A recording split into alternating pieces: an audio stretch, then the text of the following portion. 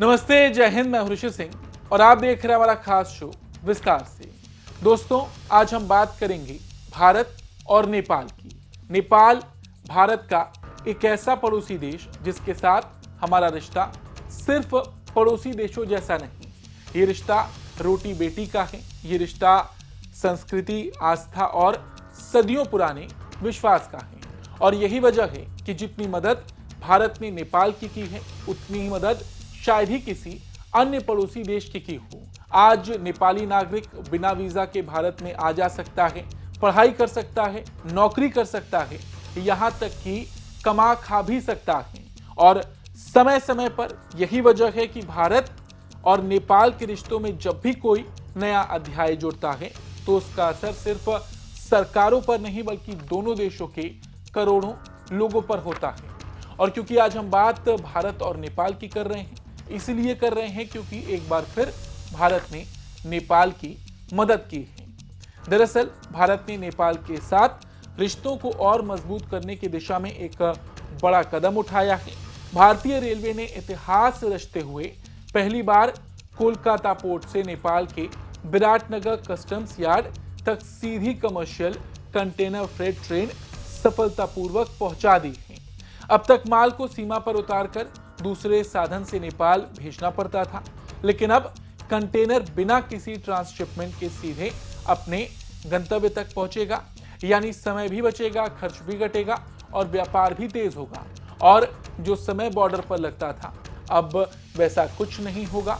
सीधा भारत से Nepal commercial container freight train चलेगी। और आज विस्तार से में हम इसी विषय पर बात करेंगे, जानेंगे कि ये ट्रेन इतनी महत्वपूर्ण क्यों है, इससे भारत और नेपाल को क्या फायदा होगा और दोनों देशों के रिश्तों पर इसका क्या असर पड़ेगा। ये सारी बातें आज हम इस वीडियो में करेंगे। सबसे पहले खबर जान लेते हैं। दरअसल भारतीय रेलवे ने 28 जुलाई को पहली बार कोलकाता पोर्ट से नेपाल के विराटनगर कस्टम्स यार्ड तक 40 वैगन वाली कंटेनर फ्रेट ट्रेन का सफल संचालन किया। इस ट्रेन में कैनोला की खेप भेजी गई थी। ये पूरी यात्रा संशोधित Bharat Nepal rail transit protocol के तहत पूरी हुई। इस उपलब्धि की सबसे बड़ी खासियत यह है कि अब कंटेनर्स को भारत नेपाल सीमा पर उतारकर दोबारा लोड करने की जरूरत नहीं होगी।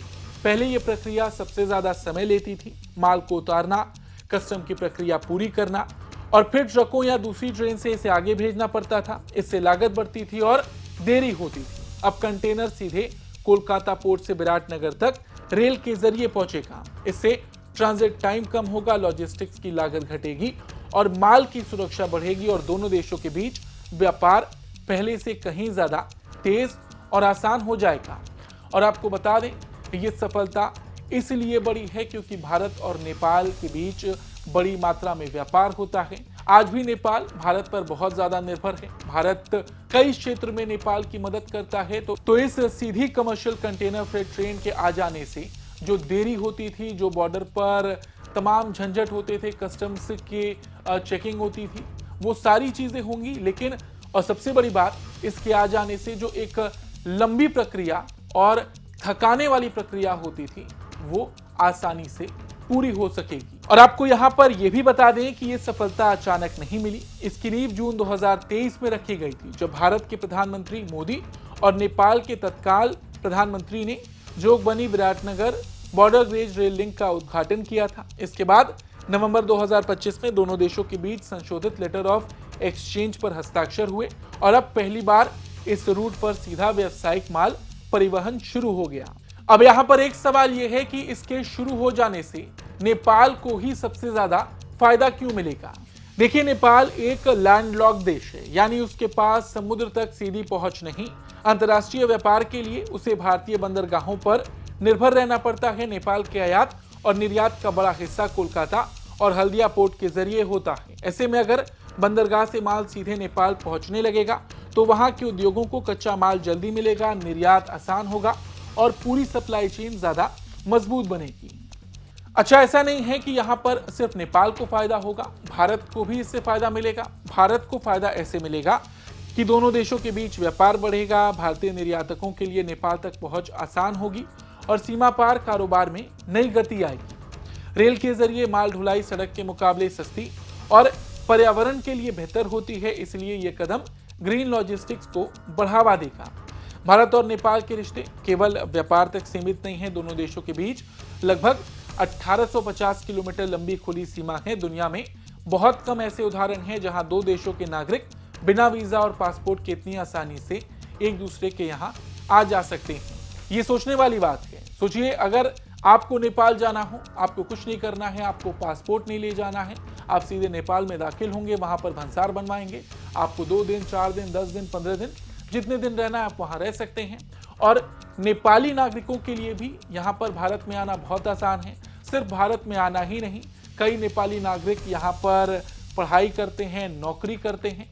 तो ये जो उदाहरण है जो दो पड़ोसी देशों का, ये बहुत कम देखने को मिलेगा कि इतनी आसानी से दो देश आपस में तालमेल बिठा सकते हैं।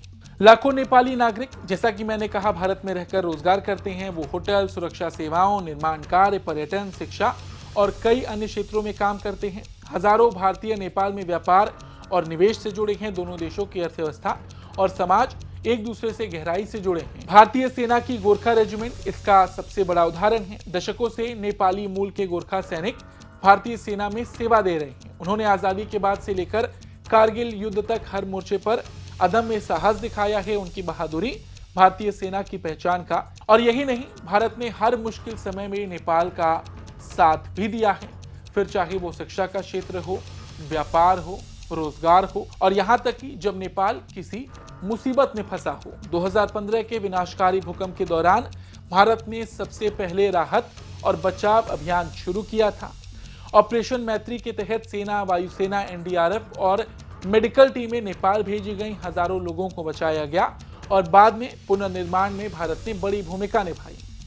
इसके अलावा भारत ने नेपाल में सड़कें, रेलवे, एकीकृत चेकपोस्ट, बिजली ट्रांसमिशन लाइन्स, पेट्रोलियम पाइपलाइन और कई विकास परियोजनाओं में निवेश किया।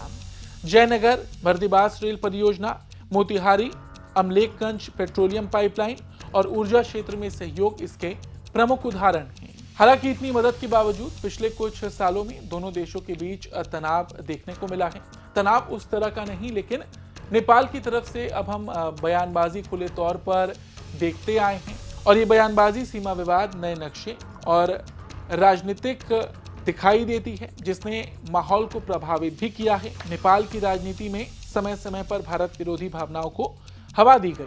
अभी हाल ही में नेपाल के प्रधानमंत्री बालेन शाह ने कई मौकों पर भारत और सीमा विवाद को लेकर तीखी टिप्पणियां भी की। लेकिन इन सब के बावजूद भारत ने कभी भी नेपाल से दूरी नहीं बनाई। विकास परियोजनाएं नहीं रुकी, बिजली व्यापार बढ़ता रहा, रेलवे और सड़क परियोजनाओं पर काम जारी रहा और आर्थिक सहयोग लगातार आगे बढ़ता रहा।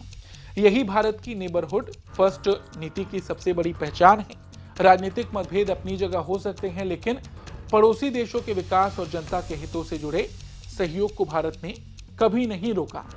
और यही वजह है कि कोलकाता से विराटनगर तक पहुंची ये पहली सीधी कंटेनर फ्रेट ट्रेन सिर्फ माल ढुलाई की शुरुआत नहीं, ये भारत और नेपाल के बीच भरोसे, व्यापार और साझेदारी की एक नई शुरुआत है। और आने वाले सालों में इसी तरह भारत नेपाल में कई विकास परियोजनाएं शुरू करेगा और जो विकास परियोजनाएं पहले से चल रही हैं वो इसी तरह सफल होती दिखाई भी देंगी। फिलहाल आज इस खबर में इतना ही। आपको ये खबर कैसी लगी, अपनी राय कमेंट बॉक्स में जरूर दें। धन्यवाद।